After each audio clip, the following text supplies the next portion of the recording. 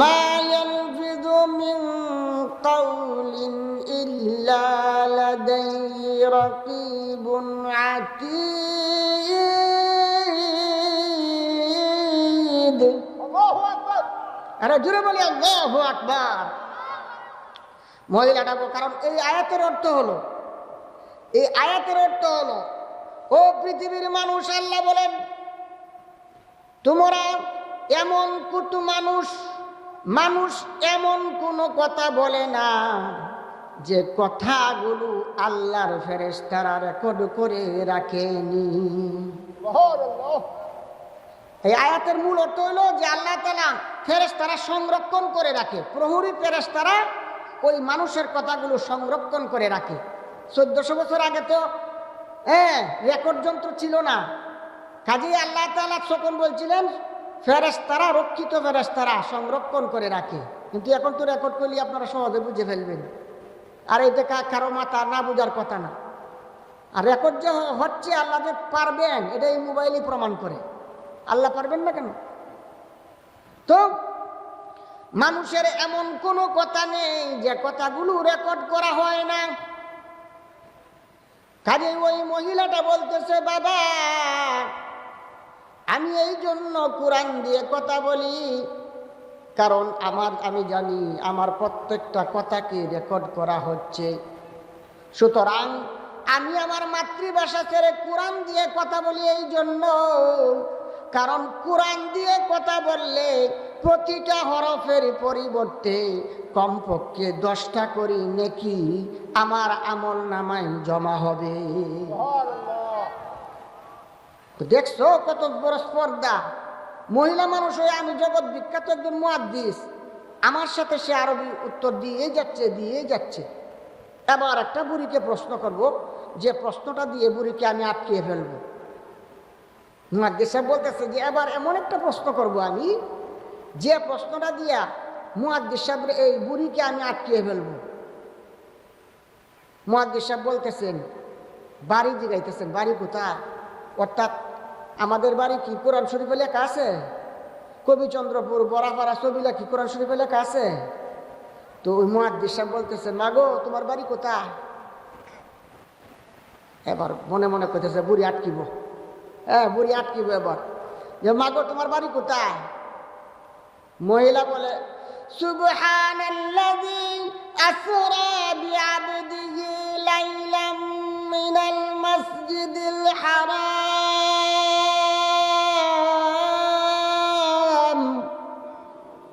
আরে জোরে বলো আল্লাহু আকবার। মিনাল মাসজিদিল হারাম ইলাল মাসজিদিল আকসা। ওই আয়াতের মধ্যে, সূরা বনী ইসরাঈলের প্রথম আয়াতের মধ্যে আল্লাহ তাআলা মেরাজ সম্পর্কে আয়াত নাযিল করেন। নবীজির মেরাজ সম্পর্কে আল্লাহ বলেন সেখানে যে মহান পবিত্র সেই সত্তা যিনি তার বান্দাকে রাত্রিবেলায় মসজিদে হারাম থেকে মসজিদে আকসা পর্যন্ত ভ্রমণ করিয়ে নিয়েছেন। অর্থ কি বুঝেছেন? মহান সেই প্রভু, মহান পবিত্র সেই প্রভু যিনি তার বান্দাকে অর্থাৎ মুহাম্মদ সাল্লাল্লাহু আলাইহি ওয়াসাল্লামকে রাত্রিবেলায় মসজিদে হারাম থেকে মসজিদে আকসা পর্যন্ত নিয়ে গেছেন। মেরাজের ঘটনা বর্ণনা করতেছেন। রাত্রিবেলায় নবীজিরে মসজিদ জিবরাইল এসে মসজিদে হারাম থেকে মসজিদে আকসা পর্যন্ত নিয়েছিলেন না, এইটা বর্ণনা করতেছেন এই আয়াতে। ওই মহিলা এই আয়াত দ্বারা সে বুঝাইতেছে যে ওগো মুহাদ্দিস সাহেব, আমি বর্তমানে আছি মসজিদে হারামে, আর আমার বাড়ি হইল মসজিদে আকসা, ফিলিস্তিন। সুবহানাল্লাহ বলবেন না? কোরআনের আয়াতে একটা যে উনি বুঝাইছে বাড়ি কোথায়। মুহাদ্দিস সাহেব বলছিল যে ওখানে আটকিব বুড়ি, কিন্তু উনি বুঝাইছে যে আমি এখন শুয়ে আছি মসজিদে হারামে। আর ইলা বুঝাইছে মানে দিকে, ইলাল মাসজিদিল আকসা, দিকে বুঝাইলে বুঝায় না যে এইদিকে, দিকে, এদিকে দেখাইলে বুঝা যায় না? তো মহিলা বুঝাইছে, ইলাদা বুঝাইছে যে মসজিদে আকসা মানে আমার বাড়ি হইলে মসজিদে আকসা অর্থাৎ ফিলিস্তিন। ওরে বাপরে বাপ!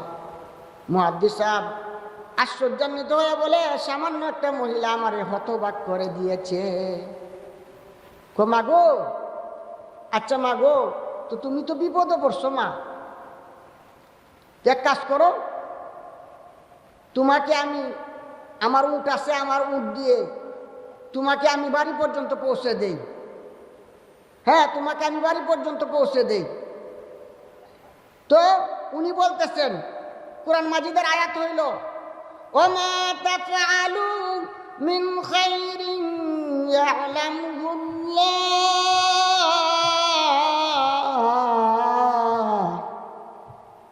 বলতেছে, বাবা রে, আমি তো হারিয়ে গেছি, বুড়ি মানুষ, তুমি যদি আমার বাড়ি পর্যন্ত পৌঁছে দিতে পারো, তাহলে তোমার ওই আল্লাহর নেক কাজটা আল্লাহ তাআলা জানবেন, অর্থাৎ আল্লাহ তাআলা তোমার ওই উপকারটা জেনে তোমাকে তার বদলা দান করবেন। এই কোরআনের আয়াত দ্বারাই উত্তর দিতেছে। হ্যাঁ, পরে আব্দুল্লাহ ইবনে মুবারক বলতেছেন যে, আচ্ছা মাগো, আমার উটটা আমি এনে বসাই, আপনি এই উটের উপর সওয়ার হন। তো উটটা এনে বসাইছে, বসায় উনি সওয়ার হবেন। বুড়িমা দেখতেছে যে উনি যে উঠতেছেন, মুহাদ্দিস সাহেব ওনার দিকে চেয়ে আছেন। করে বুড়ি মানুষ, কাপড় উল্টা পাল্টা হয়ে যেতে পারে উঠে উঠার সময়, উপরে তো উঠার সময় কাপড় উল্টা পাল্টা হয়ে যেতে পারে। তো উনি কোরআনের আয়াত দ্বারা বলেন, সতর্ক করেন। উনি বলতেছেন, এটি 18 পারা সূরা নূর। হ্যাঁ, কুল লিল মুমিনিনা ইয়াগুদ্দু মিন আবসারিহিম। এখানে আল্লাহ তাআলা বলতেছেন, মুমিন পুরুষদেরকে বলো তারা যেন পরনারী থেকে চক্ষুকে অবনত রাখে। এ একটা বলতেছে, মুমিন পুরুষদেরকে বলুন।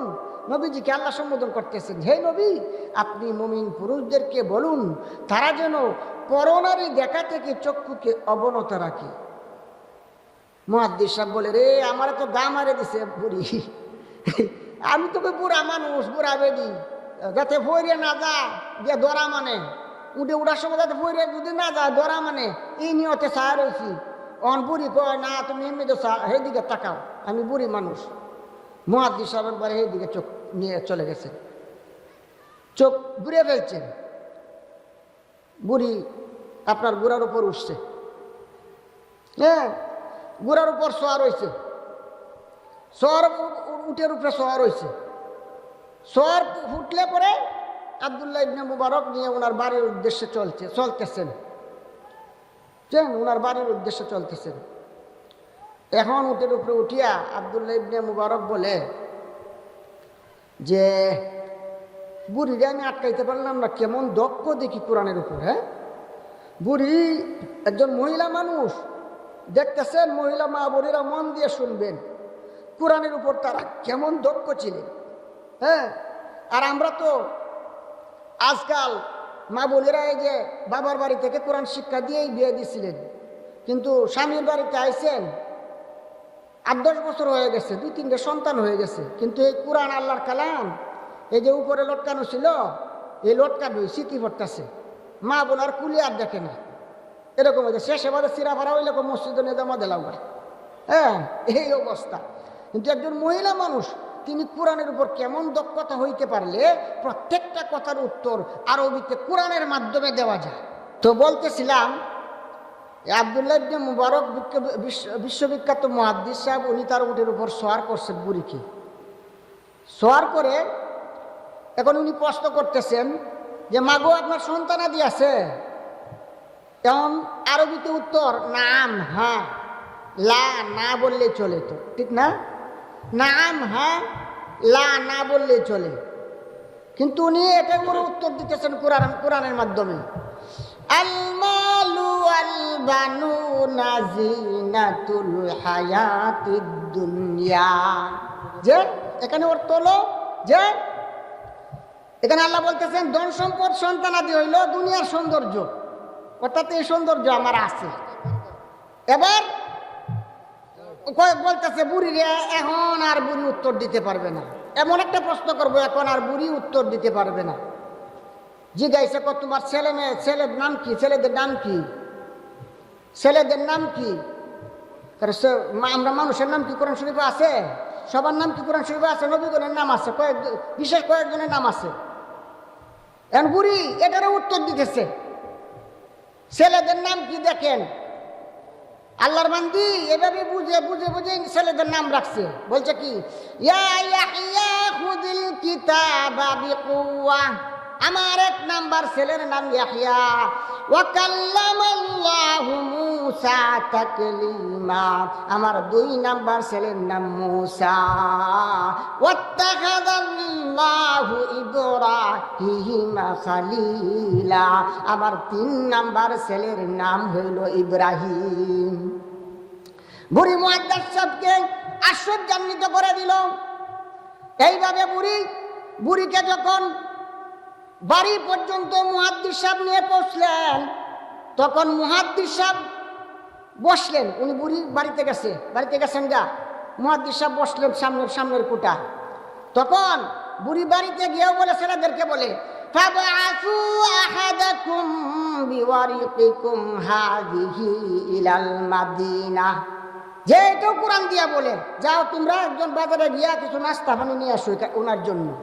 নাস্তা পানি আনে ওনারা দিয়া বলছে, কুলু ওয়াশরাবু হানিআম বিমা আসলাফতুম ফিল আইয়ামিল খালিয়া।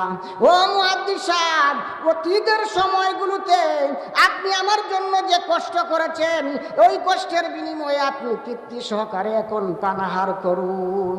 মুহাদ্দিস সাহেব আশ্চর্য হইয়া তাদের ছেলেকে ঘরের এক কিনারায় ডাকিয়া বলে, ও ছেলেরা, তোমার মা ওই কোরআনের মাধ্যমে কত বছর যাবত কথা বলেন যে আমাদের যেদিন থেকে বুঝ হয়েছে এদিন থেকেই, অর্থাৎ 40 বছর যাবত আমাদের মা ওই কোরআন দিয়ে কথা বলতেছেন। তো যাই হোক বন্ধুরা আমার, আমরা তো স্থানীয় মানুষ, দূরবর্তী মেহমান এসে গেছেন, মূল্যবান কথা বলবেন। আপনারা এখনো যারা আসতেছেন না, অতি সত্বর মাঠে চলে আসুন। আসসালামু আলাইকুম ওয়া রাহমাতুল্লাহ ওয়া আখিরু দাওয়ানা আলহামদুলিল্লাহি রাব্বিল আলামিন।